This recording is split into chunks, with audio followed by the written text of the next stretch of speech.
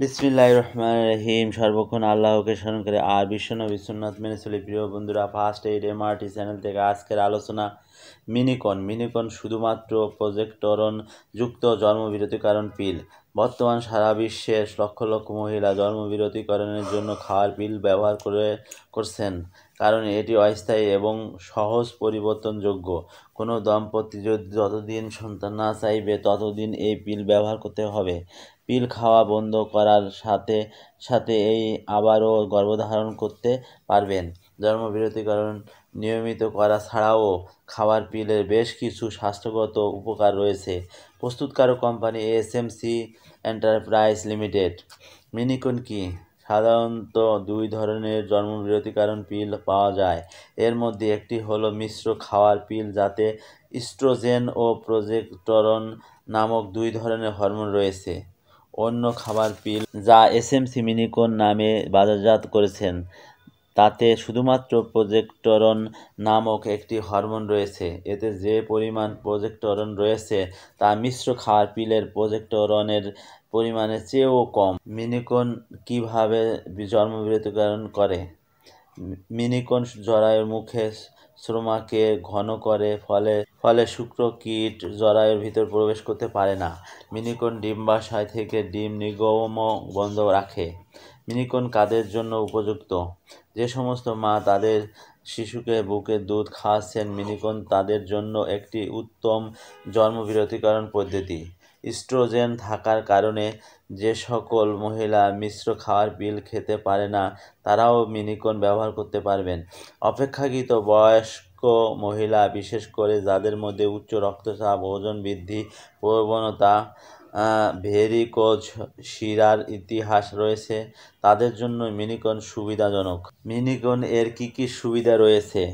প্রসবের পর শিশুকে বুকের দুধ খাওয়াচ্ছেন এমন মায়ের জন্মবিরতিকরণের জন্য নিশ্চিন্তে মিনিকন ব্যবহার করতে পারবেন। মিনিকন মায়ের দুধের পরিবর্তনগত বা গুণগত মানের কোনো পরিবর্তন করে না। সন্তান প্রসবের 6 সপ্তাহ পর থেকেই মিনিকন ব্যবহার করা যায়। ইস্ট্রোজেন থাকে না বলে মিনিকন ব্যবহারের ইস্ট্রোজেনের কারণে সৃষ্ট পার্শ্বপ্রতিক্রিয়া, যেমন বমি ভাব, মাথা ধরা, ব্রেন বা ওজন বেড়ে যায় ইত্যাদি উপসর্গগুলি কম পরিলক্ষিত হয়। তাছাড়া যে সমস্ত মহিলা ইস্ট্রোজেনযুক্ত মিশ্র খাবার পিল খেতে পারে না, তারাও মিনিকন ব্যবহার করতে পারবেন। মিনিকন ব্যবহারে কি অসুবিধা হতে পারে? মিনিকন ব্যবহারে স্বাভাবিক ঋতুস্রাবের কিছু পরিবর্তন হতে পারে, যেমন ফোঁটা ফোঁটা রক্তস্রাব, অনিয়মিত রক্তস্রাব ইত্যাদি। এছাড়াও কারো সামান্য মাথা ব্যথা ও স্তনের স্পর্শকাতরতা হতে পারে, তবে এর কোনোটিই স্বাস্থ্যের জন্য ক্ষতিকর নয়। মিনিকন কখন শুরু করতে হয়?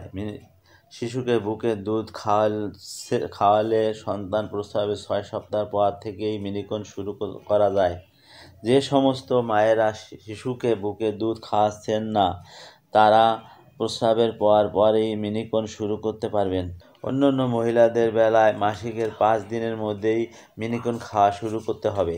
মিনিকন কিভাবে খেতে হয়?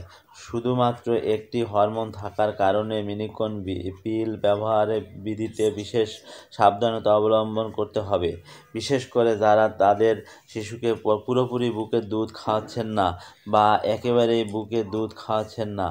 প্রতিদিন একই সময়ে একটি পিল খেতে হবে। রাতে একটি প্যাকেটে সবগুলো পিল খাওয়া হয়ে গেলে পরের দিনই নতুন আর একটি প্যাকেট থেকে পিল খাওয়া শুরু করতে হবে।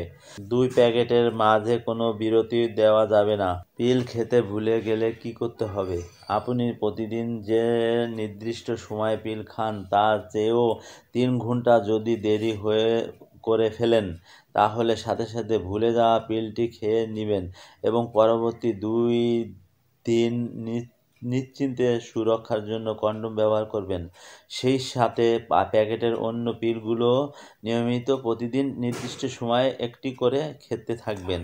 পরপর 2 দিন মিনিকন খেতে ভুলে গেলে গর্ভ সঞ্চালনের সম্ভাবনা বেড়ে যায়। এক্ষেত্রে পিল খাওয়া বাদ দিয়ে কন্ডোম ব্যবহার করতে হবে এবং পরবর্তী মাসিকের প্রথম দিন থেকেই আবার মিনিকন খেতে শুরু করুন।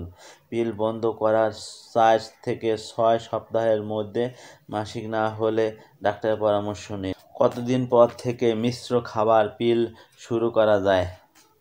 বুকের দুধ খাওয়াকালীন জন্মবিরতীকরণ পদ্ধতি হিসাবে মিনিকন অত্যন্ত কার্যকর, কিন্তু শিশুর বয়স 6 মাসের বেশি হয়ে গেলে, বিশেষ করে শিশুকে বুকের দুধের পাশাপাশি যখন অন্য খাবার দেওয়া হয়, তখন মিনিকন এর চেয়ে নমনীয় ব্যবহার বিধি অন্য যে কোনো পদ্ধতি ব্যবহার করাই উত্তম। এক্ষেত্রে অন্য যে কোনো মিশ্র খাওয়ার পিল ব্যবহার করা যেতে পারে। এই সময় শিশু খাওয়ার পিল অত্যন্ত কার্যকরীভাবে মাসিক চক্রকে নিয়ন্ত্রণ করে। মিনিকন কাদের জন্য উপযুক্ত নয়?